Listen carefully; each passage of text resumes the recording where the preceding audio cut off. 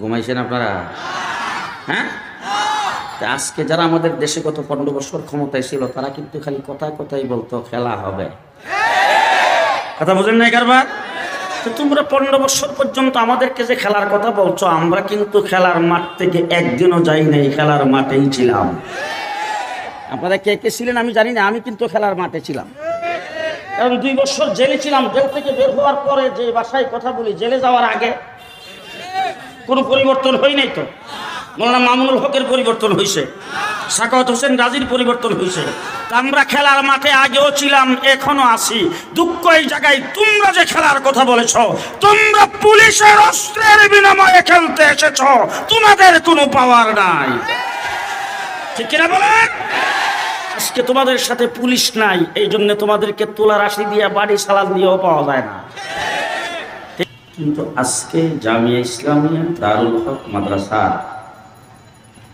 বাৎসরিক ইসলামিক সম্মেলন হওয়ার কারণে এই জায়গাটা জান্নাতের বাগানে পরিণত হয়েছে। এখন কি হাজারীবাগ পার্কে বসেছেন না জান্নাতের বাগানে বসেছেন? কোথায় বসছেন? জান্নাতের বাগানে বসেছেন। আপনারা আমাকে দেখান তো, জান্নাতের বাগানের চাইতে একটু বেশি দামি অথবা জান্নাতের বাগানের সম পরিমাণে দামি শুধু বাংলাদেশ না, পৃথিবীর কোন একটা জায়গা আমাকে দেখান তো একটু।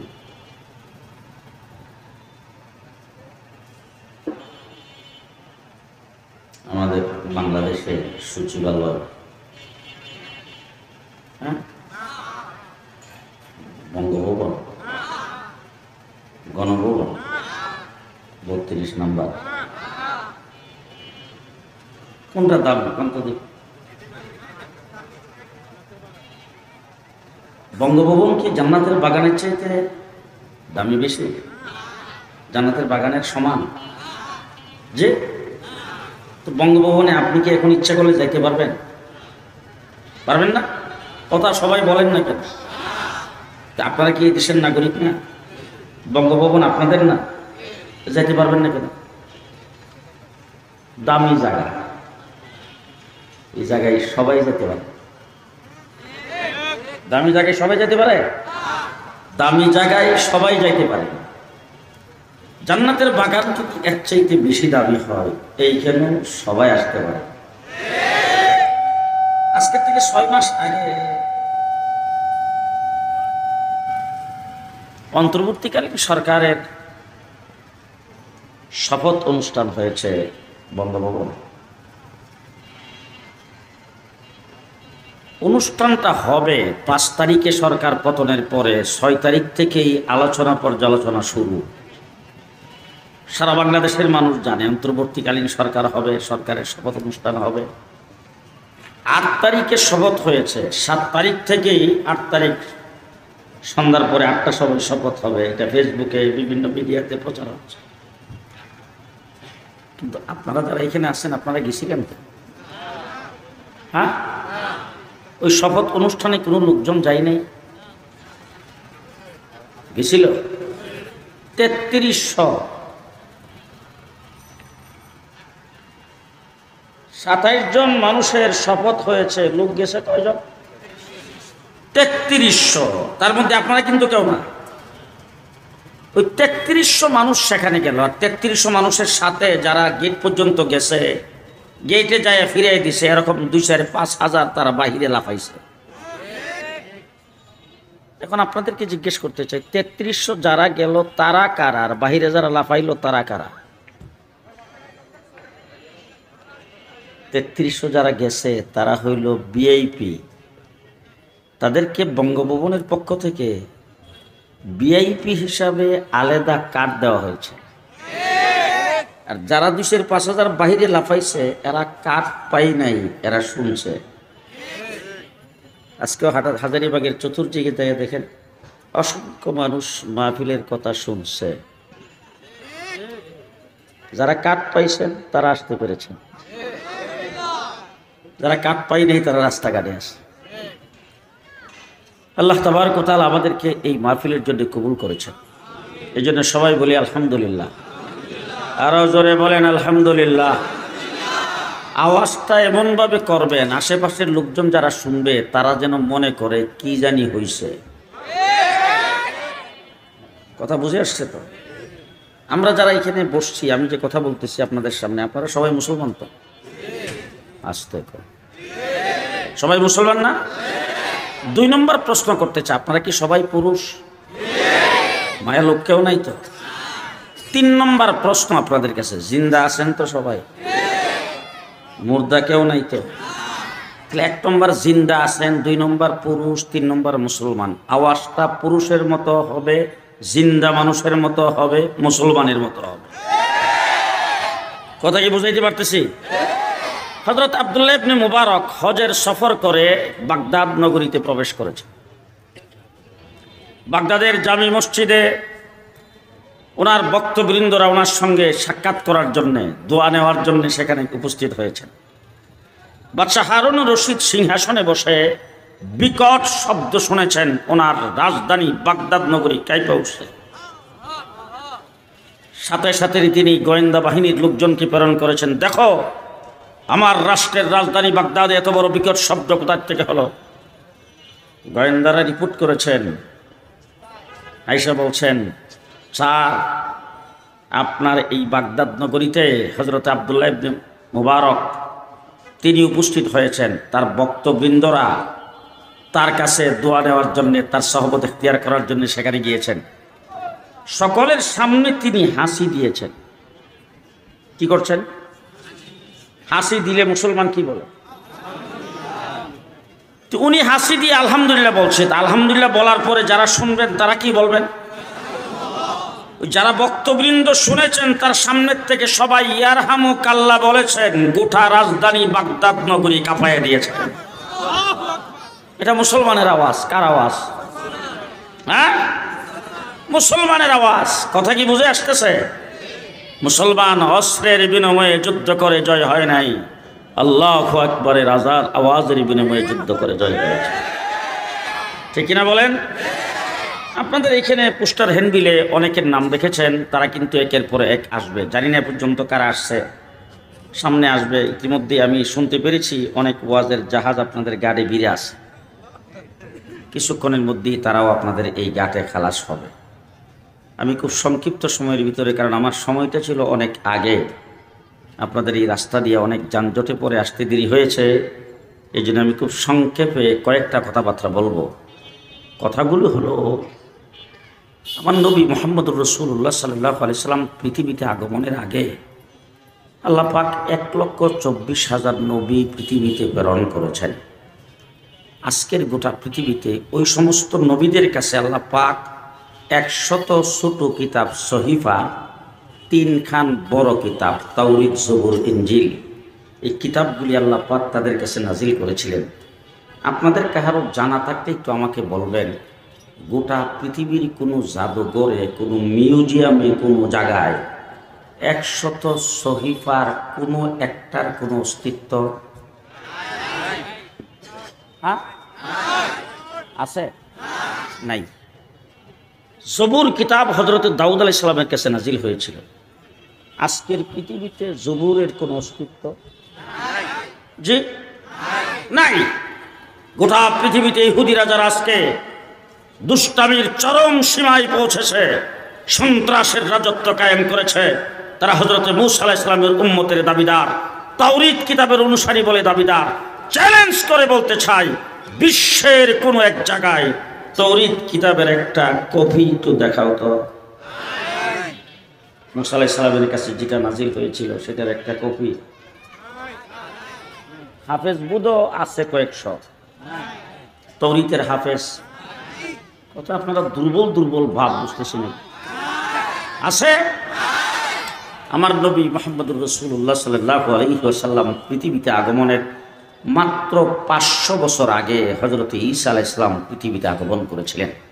ঈসা আলাইহিস সালাম দুনিয়ার থেকে চলে গেছে আজকে কিন্তু 2000 বছরের উপরে, কিন্তু 500 বছরের ব্যবধানে আমার নবী পৃথিবীতে আগমন করে দেখেছেন। ঈসা আলাইহিস সালামকে আল্লাহ পাক যে ইনজিল কিতাব দিয়েছিলেন, ইনজিলের বংশও নাই। আমি কিন্তু এখনকার কথা বলছি না, 500 বছরের ব্যবধানের কথা বলছি। 500 বছর পরে আমার রাসূল এসে দেখছেন ইনজিলের বংশ নাই। হযরত ঈসা আলাইহিস সালামের আদর্শ, ঈসা আলাইহিস সালামের তরিকা, ঈসা আলাইহিস সালামের দ্বীন সবগুলোকে জলাঞ্জলি দিয়ে বরবাদ করে দিয়ে তারা বাইতুল্লাহ শরীফে 360 বুত লাগাইছেন। বাইতুল্লাহ শরীফ উলঙ্গ হয়ে তোয়াফ করে। অসভ্যতার এমন চরম পর্যায়ে পৌঁছছে, মেয়ে সন্তান জন্মগ্রহণ করলে জিন্দা কবর দেয়। কয় বছর? মাত্র 500 বছর পরে। কয়শো বছর? আজকের 2000 বছর উপর হয়েছে। ঈসা আলাইহিস সালাম দুনিয়া থেকে চলে গেছেন, তার কাছে আল্লাহ পাক ইনজিল কিতাব নাজিল করেছিলেন। গোটা পৃথিবীর সমস্ত খ্রিস্টান জগৎকে চ্যালেঞ্জ করে বলতে চাই, ঈসা আলাইহিস সালামের কাছে যে ইনজিল কিতাবটা নাজিল হয়েছিল, এটার একটা কপি পৃথিবীর কোনো জায়গায় বাবার বেটা হইলে দেখাও। আছে? তাম পৃথিবীর মানচিত্রে তোমাদের ডলারের মাতবরি চলে, তোমাদের অস্ত্রের মাতবরি চলে, তোমাদের রাষ্ট্রের মাতবরি চলে, বিশ্বে তোমরা সব জায়গায় মাতবরির জাল বিস্তার করেছো। বাবার বেটা হলে তোমাদের ধর্মগ্রন্থ ইনজিলের একটা হাফেজ দেখাও। আছে? নাই। এবার আসেন দেখি আমার কোরআন কোন ভাষায় নাজিল হয়েছে। কোন ভাষায়? আরবি ভাষা। আরবি ভাষা পৃথিবীর কোথাও নাই তো। আরবি ভাষায় কথা বলে পৃথিবীর কোনো মানুষ আছে? জি। সৌদি আরব, আরব আমিরাত, কাতার, কুয়েত, মিশর, জর্দান, ফিলিস্তিন, মিডল ইস্টের বিশাল একটি অংশ আরবি ভাষায় কথা বলে। ঠিক না ঠিক? আমার কোরআন আরবি ভাষা, পৃথিবীর মানচিত্রে আরবি ভাষায় কথা বলে বিশাল একটি অঞ্চলের মানুষ। খ্রিস্টান জগৎকে চ্যালেঞ্জ করে বলতে চাই, তোমাদের ইনজিল কিতাব হযরত ঈসা আলাইহিস সালামের কাছে যেই ভাষায় নাজিল হয়েছিল, বাবার বেটা হইলে পৃথিবীর মানচিত্রে সেই ভাষার অস্তিত্বটা দেখাও। আছে? হ্যাঁ। এবার আমার ওয়াজ শেষ। আমি আপনাদের জিজ্ঞেস করতে চাই, আমার নবী দুনিয়ার থেকে গেছে কয় বছর? যে 1450 বছর হলো আমার নবী দুনিয়ার থেকে চলে গেছে। ফজরের নামাজ নবী পড়ত 20 রাকাত, এখন কাটতে কাটতে 4 রাকাত রয়েছে। হ্যাঁ, উজুর ফরজ রাসূলের যুগে ছিল 32টা, এখন রয়েছে 4টা। কি কন? গোসলের ফরজ হুজুরের সময় ছিল 21টা, এখন রয়েছে 3টা। যে মুহাম্মদুর রাসূলুল্লাহ সাল্লাল্লাহু আলাইহি ওয়াসাল্লামের সময় 2 পাও একসাথে দিয়ে মসজিদে যাইতো, আমরা এখন ডাইন পাও দিয়ে যাই। কি বলেন? রাসূলের যুগে মসজিদে যাওয়ার সময় কোন পাও? ডাইন পাও। এখন যদি আপনি বাইতুল্লাহ শরীফে ঢুকেন কোন পাও? ডাইন পাও। হাজারিবাগ মসজিদে ঢুকবেন কোন পাও? বাইতুল মুকাররমে ঢুকবেন কোন পাও? একদম বাঙ্গা চূড়া একটা জীর্ণ শীর্ণ মসজিদ, নামাজের ঘর, সেখানে ঢুকবেন কোন পাও? ডাইন পাও। জমানার পরিবর্তন হয়েছে, যুগের পরিবর্তন হয়েছে, যুগ আধুনিক হয়েছে, মডার্ন হয়েছে, ডিজিটাল হয়েছে, স্মার্ট বাংলাদেশ হয়েছে। নবীর সুন্নতের কোনো পরিবর্তন হয়নি, এখনো আছে, কিয়ামত পর্যন্ত থাকবে। কোনো পরিবর্তন, কোনো বাড়ানো, কোনো কমানো কিছুই হবে না, হয় নাই। ঠিক না ঠিক? এবার আসেন দেখি, 1 নম্বর আলোচনা হলো এইটা যে এখন পর্যন্ত আছে, সামান্যতম কোনো পরিবর্তন হয় নাই। 30 পারা কোরআন রাসূল যেইভাবে রেখে গিয়েছিলেন সেইভাবে আছে। আল্লাহ পাক বিদায় হচ্ছে আরফার ময়দানে ঘোষণা করেছিলেন, আল ইয়াউমা আকমালতু লাকুম দীনাকুম, আজকের দিনে তোমাদের দিনকে তোমাদের জন্য অল কমপ্লিট করে দিলাম। কমপ্লিট দিন আমার নবী সাহাবায়ে কেরামকে দিয়েছেন। সাহাবায়ে কেরাম দিন নিয়ে গোটা পৃথিবীতে প্রচারের মধ্যে নেমে গেছেন। সেই দিন আল্লাহর নবী যেটা দিয়ে গিয়েছিলেন এইটাই এখন পর্যন্ত আছে। কিয়ামত পর্যন্ত থাকবে। আল্লাহ নবীর কমপ্লিট দ্বীনে সুদ হারাম করেছেন, সুদ এখনো হারাম, কিয়ামত পর্যন্ত হারাম, কোনোদিন সেটা হালাল হবে না। আল্লাহ নবীর দ্বীনের মধ্যে ব্যবসাকে হালাল করেছেন, এখন পর্যন্ত হালাল, কিয়ামত পর্যন্ত হালাল, কোনোদিন এটা হারাম হবে না। মুহাম্মদুর রাসূলুল্লাহ সাল্লাল্লাহু আলাইহি ওয়াসাল্লামের দ্বীনে মহিলাদের পর্দার ফরজ করেছেন, কিয়ামত পর্যন্ত ফরজ থাকবে, কোনোদিন এইটা বেপরদিকি কোনোদিন জায়েজ হবে না। ঠিক তেমনি করে রাসূলুল্লাহ সাল্লাল্লাহু আলাইহি ওয়াসাল্লাম 1400 বছর আগে দিন যেমন রেখে গেছেন এমনই আছে, কিয়ামত পর্যন্ত থাকবে।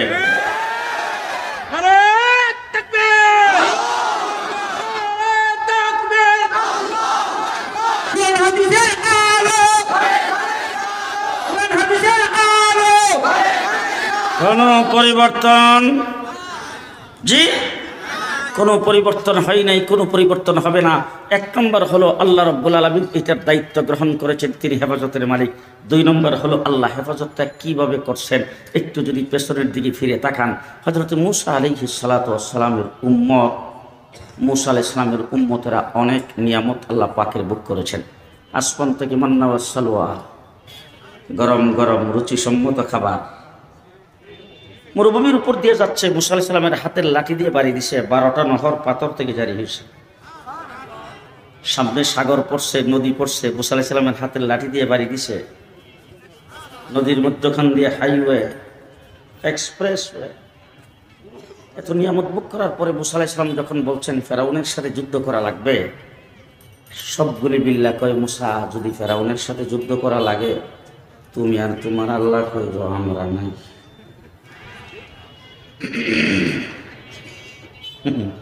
আর আমার নবী মুহাম্মদুর রাসূলুল্লাহ সাল্লাল্লাহু আলাইহি ওয়াসাল্লাম 13টা বছর পর্যন্ত মক্কা নগরীতে নির্যাতিত হয়েছে।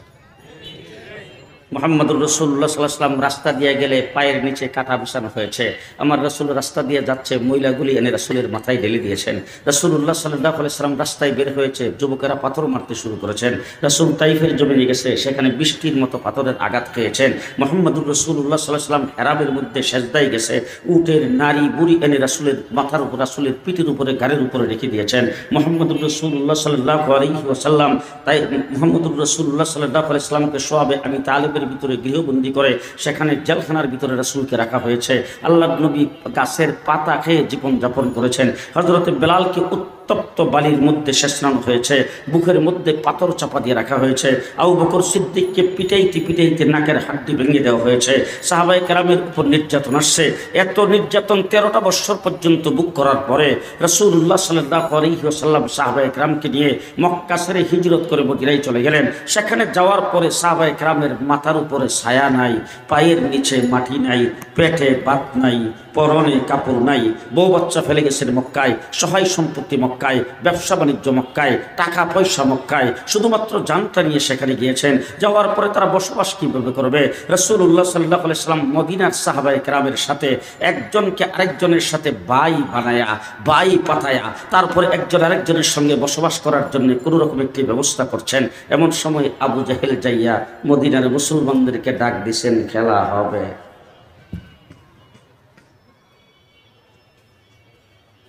রাসূলুল্লাহ সাল্লাল্লাহু আলাইহি ওয়াসাল্লাম আল্লাহকে ডাক দিয়ে বলছেন, আল্লাহ, আবু জাহেল আইসা তো ডাক দিছে, খেলা হবে, এখন কি করা? আল্লাহ রাব্বুল আলামিন ডাক দিয়া কয়, এতদিন যা নীরবে সহ্য করছো, এখন আর সহ্য করা যাবে না। এতদিন যা নীরবে সহ্য করছো, এখন আর সহ্য করা যাবে না। কেউ যদি খেলতে আসে পাল্টা। ঘুমাইছেন আপনারা? হ্যাঁ, আজকে যারা আমাদের দেশে গত 15 বছর ক্ষমতায় ছিল তারা কিন্তু খালি কথায় কথাই বলতো খেলা হবে। কথা বুঝেন নাই কারবার? তো তোমরা 15 বছর পর্যন্ত আমাদেরকে যে খেলার কথা বলছো, আমরা কিন্তু খেলার মাঠ থেকে একদিনও যাই নাই, খেলার মাঠেই ছিলাম। আপনারা কে কে ছিলেন আমি জানি না, আমি কিন্তু খেলার মাঠে ছিলাম। কারণ 2 বছর জেলে ছিলাম। জেল থেকে বের হওয়ার পরে যে বাসায় কথা বলি, জেলে যাওয়ার আগে কোনো পরিবর্তন হয় নাই তো। মৌলানা মামুনুল হকের পরিবর্তন হয়েছে, সাখাওয়াত হোসেন রাজির পরিবর্তন হয়েছে। আমরা খেলার মাঠে আগেও ছিলাম, এখনো আছি। দুঃখ এই জায়গায়, তোমরা যে খেলার কথা বলেছ, তোমরা পুলিশের অস্ত্রের বিনিময়ে খেলতে এসেছ, তোমাদের কোনো পাওয়ার নাই। ঠিক কিনা বলেন? আজকে তোমাদের সাথে পুলিশ নাই, এই জন্য তোমাদেরকে তোলার আশি দিয়ে বাড়ি সালাদ দিয়েও পাওয়া যায় না, ঠিক কিনা? মুহাম্মদুর রাসূলুল্লাহ সাল্লাল্লাহু আলাইহি ওয়াসাল্লাম যখন খেলার জন্য প্রস্তুতি গ্রহণ করেছেন, রাসূলের সাথে মাত্র 313 জন। কয়জন? 313 জন। সবাই তো পেট ভরে খানা খাইতে পারে? সবার হাতে অস্ত্র আছে তো? জি, অস্ত্র কিনার মতো সেই ব্যবস্থা তো আছে? কথা ভালো করে বলেন। অস্ত্র কেউ দিবে এরকম সমর্থক আছে তো? রাসূলুল্লাহ সাল্লাল্লাহু আলাইহি ওয়াসাল্লাম বদরের যুদ্ধে যুদ্ধ করার জন্য যাবেন, হুজুরের পক্ষে মানববন্ধন করার মতো কোনো মানুষ পৃথিবীতে আছে? রাসূলের পক্ষে মিছিল করার মতো, সমর্থন জানাইবার মতো কেউ, বিবৃতি দেওয়ার মতো কেউ নাই। 313 জন। পেটে ভাত নাই, পরনে কাপড় নাই, মাথার উপর ছায়া নাই, পায়ের নিচে মাটি নেই। হুজুর আকরাম সাল্লাল্লাহু আলাইহি ওয়াসাল্লাম 313 জনকে নিয়ে একসাথে বসেছেন। হুজুর সাহাবায়ে কেরামের চেহারার দিকে তাকাচ্ছে, এর দ্বারা সাহাবীরা বুঝতে পারছেন আল্লাহর নবী আমাদের কাছ থেকে কিছু শুনতে চাইতেছে। এবার শুনেন মুসা আলাইহিস সালামের উম্মত কি বলছিল।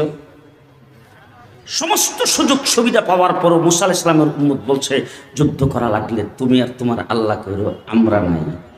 313 জন, অস্ত্র নাই, শস্ত্র নাই, টাকা নাই, পয়সা নাই, কোনো প্রকার দ্বন্দ্বলত নাই, যুদ্ধ করার মতো বাহ্যিক কোনো শক্তি সামর্থ্য কিছুই নাই। কিন্তু আল্লাহর নবীর সামনে দাঁড়ায়া সবগুলো এক বাক্যে বলতে শুরু করেছেন, ও আল্লাহর হাবিব। হযরত মূসা আলাইহিস সালামের উম্মত বলেছিল, মূসা তুমি আর তোমার আল্লাহ যুদ্ধ কইরো, আমরা এতে নাই। আর আমাদের পেটে ভাত নাই, আমাদের পরনে কাপড় নাই, আমাদের কোনো শক্তি সামর্থ্য নাই, কিন্তু আমরা পরিষ্কার আল্লাহর হাবিবকে জানিয়ে দিলাম, আমাদের দেহের ভিতরে যতক্ষণ পর্যন্ত প্রাণ থাকবে আপনার ডাইনে বামে সামনে পেছনে লড়াই করতেই থাকবো, করতেই থাকবো।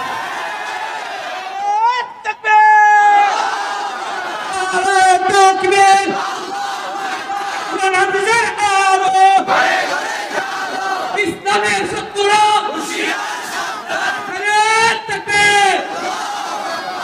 313 জন সাহাবী বদরের যুদ্ধে যাওয়ার জন্য যখন এই কথা বলেছেন, এখন আমি আপনাদের জিজ্ঞেস করতে চাই আমাদের বক্তব্যটা কি? এতক্ষণ তাদের বক্তব্য তো শুনলেন, আমাদের বক্তব্যটা কি বলেন? ভালো করে দেখে এলাম, ওনারা দেখে সালে তারপরে বাস চলো চলো চলো চলো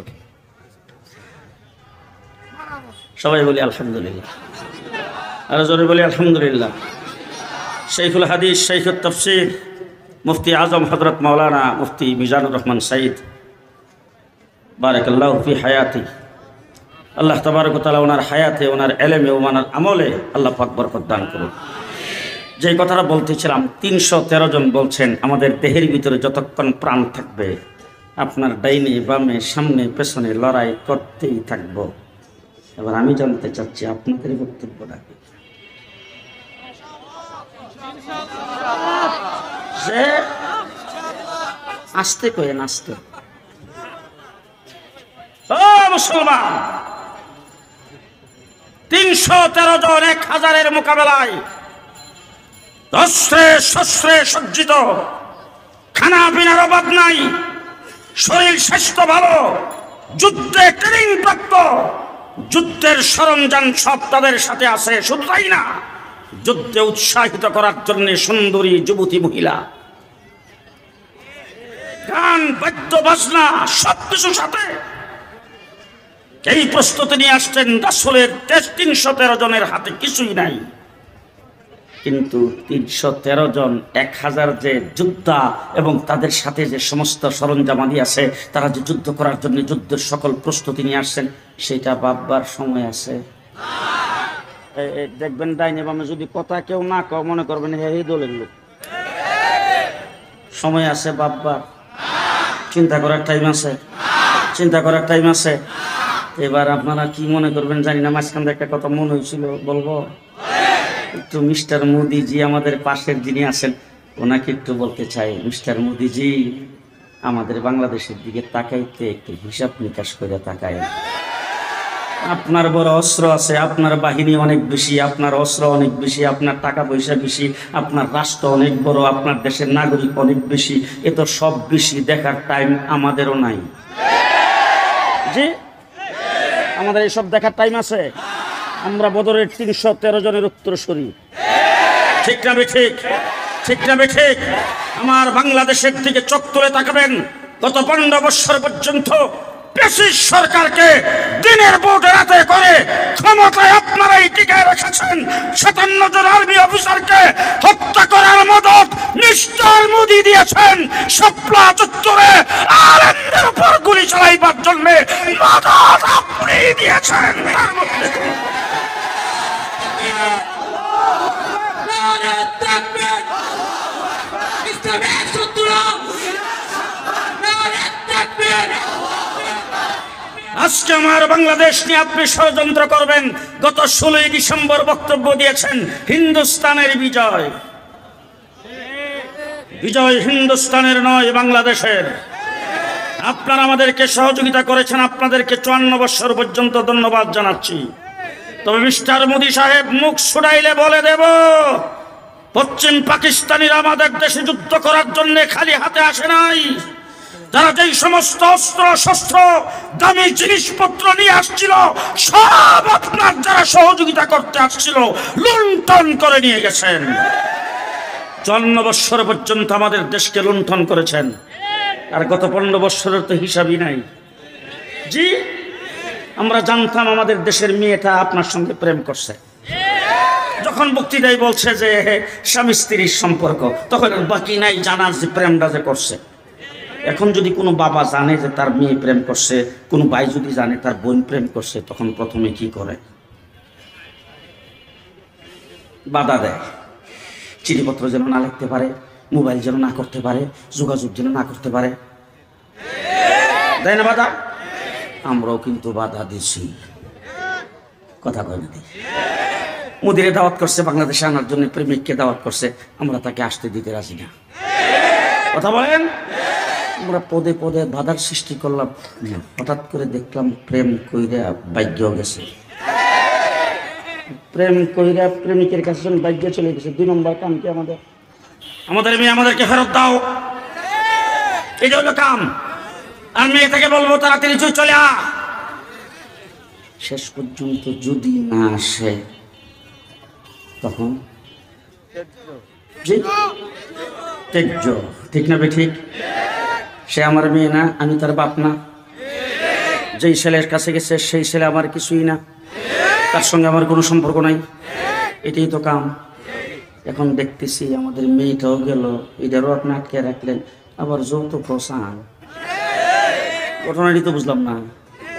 আমরা কি এতই দুর্বল? আমরা কি এতই দুর্বল? আপনার রাষ্ট্রে বসে, আপনার কোলে বসে জুলাই আগস্টের আন্দোলনে যারা শাহাদাত বরণ করেছেন তাদের বিরুদ্ধে কটূক্তি করবে, আমরা এখানে বসে বসে আঙ্গুল চুষবো, তা হতে পারে না। দেশের বিরুদ্ধে শহীদের রক্ত! শহীদের রক্ত! বাংলাদেশের বিরুদ্ধে!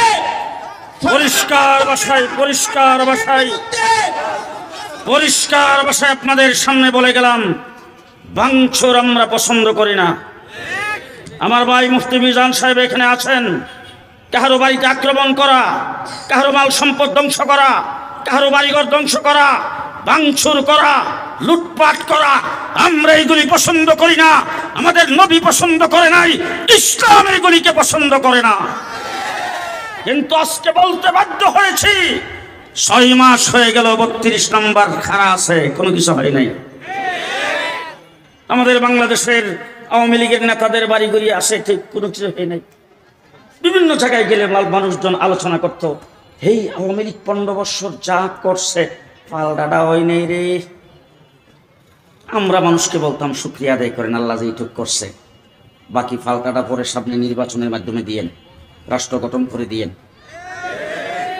কিন্তু আজকে আমার দেশ থেকে পালাইয়া যাইয়া মোদির কোলে বসে শেখ হাসিনা যে বক্তব্য দিয়েছেন, বাংলাদেশের বিরুদ্ধে, শহীদদের বিরুদ্ধে, আন্দোলনের সংগ্রামের বিপ্লবের বিরুদ্ধে, সেই কথা শুনে যুবকদের গায়ে আগুন জ্বলে গেছে, আগুন জ্বলে গেছে, জ্বলে গেছে।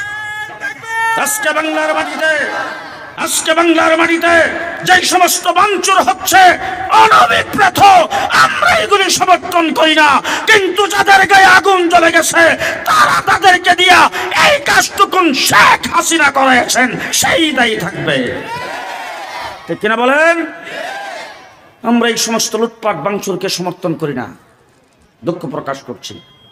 এবং আমার দেশের ছাত্র যুবকদেরকে বলবো, ধৈর্য ধারণ করো, কাজ যেটা করা দরকার সেটা করো।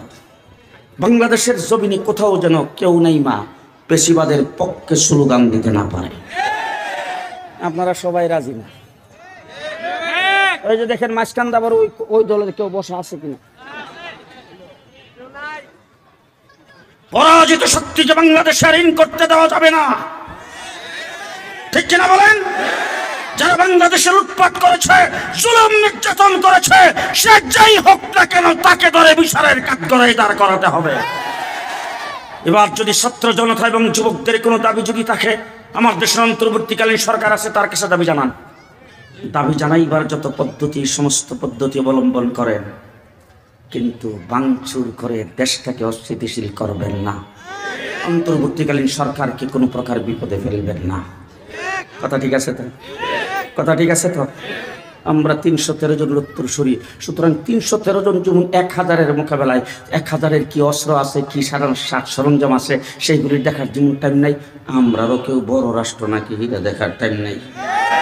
এবার যদি আমাদের দিকে চোখ তুলে তাকাইতে তাও, তাইলে মিস্টার মোদি সাহেবকে বলবো একটু আফগানিস্তানের দিকে ছায়া তাকায়ও। আফগানিস্তানের 70টা মিত্র শক্তি নিয়ে আমেরিকা 20 বছর পর্যন্ত চেষ্টা করে, শেষ পর্যন্ত প্যান্ডাও কইরা যাইতে পারে নাই, জাঙ্গিয়াটা লইয়া বিদায়।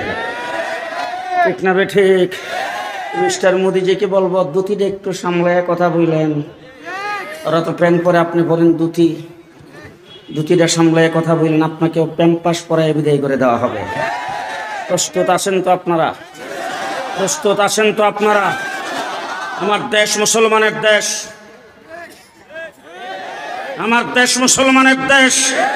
ওই 313 জন সাহাবী আল্লাহর নবীর সামনে দাঁড়ায় বলেছিলেন, এরপর থেকে লড়াই শুরু হয়েছে, মুসলমানদের লড়াই কিয়ামত পর্যন্ত চলবে। আল জিহাদু মাযিন ইলা ইয়াউমিল কিয়ামা, জিহাদ কিয়ামত পর্যন্ত থাকবে, দ্বীন জিহাদের মাধ্যমে প্রতিষ্ঠিত হবে। প্রস্তুত? প্রস্তুত সবাই? প্রস্তুত সবাই? 54 বছর হয়েছে বাংলাদেশ স্বাধীন হয়েছে। কয় বছর?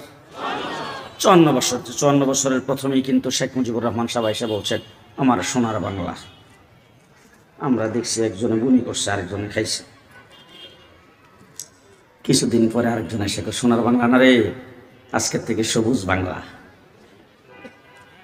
এরপরে এরশাদ চাচা এসে সোনার বাংলাও না, সবুজ বাংলাও না, নতুন বাংলা। শেখ হাসিনা প্রথম ক্ষমতায় এসে বললেন মডার্ন বাংলাদেশ, কিছুদিন পরে আধুনিক বাংলাদেশ, তারপরে ডিজিটাল বাংলাদেশ। পদ্মা সেতু উদ্বোধনের সময় বলছেন স্মার্ট বাংলাদেশ, ভিশন 41। ভিশন 41 জেলখানার ভিতরে ছিলাম, রাত্রের বেলা খবর পাইলাম 41 পর্যন্ত ক্ষমতায় থাকবো।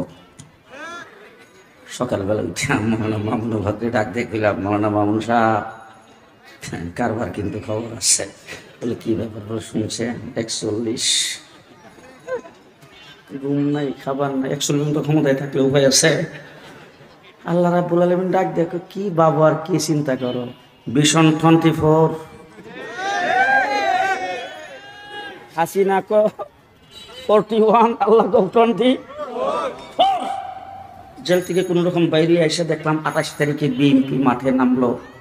হেফাজতে ইসলাম আমরা ফজরের আগ পর্যন্ত ছিলাম, বিএনপি আসর আগেই বিদায়। হাই হাই, বিএনপির উড়াই দিল। অবস্থাটা কি হবে? দেখা যাচ্ছে 41 পর্যন্তই থাকবো। আল্লাহ রাব্বুল আলামিন ডাক দিয়ে কয়, আব্রাহা বাদশাহ যে বাইতুল্লাহ শরীফ ধ্বংস করতে আসছিল, আমি কি আব্দুল মুত্তালিবের বাহিনীর লাগাইছিলাম? হ্যাঁ, ফিরিস্তা পাঠাইছিলাম? জি وأرسل عليهم طيرا أبابيل 150 টাক ওজনের পাখি 150 টাক এক একটা সৈনিকের সাথে 3টা করে গ্রেনেড বুঝছেন না গ্রেনেড কয়টা তিনটা করে গ্রেনেড এক একটা সৈনিকের সাথে এক একটা গ্রেনেডের ওজন হইল কলের দানার সমান আর সৈনিকদের ওজন 150 টাক আইসা উপর দিক দিয়ে পজিশন রেডি যখন কিসমিস কিসমিস আওয়াজ হয় তখন আব্রাহা উপর দিকে তাকাইছে তাকায় দেখে ও এই এলাকার মানুষজন আসলে হাতি দেখে নাই তো কোনোদিন এই পাখিগুলিও হাতি দেখছে না দেখতে আইছে সমস্ত হাতিগুলিকে রেডি করে তারপর বলছে লেফট রাইট রেডি গো আর আল্লাহ রাব্বুল আলামিন ডাক দেখো তারমিহিম বিহিজারাতিন মিন সিজ্জিল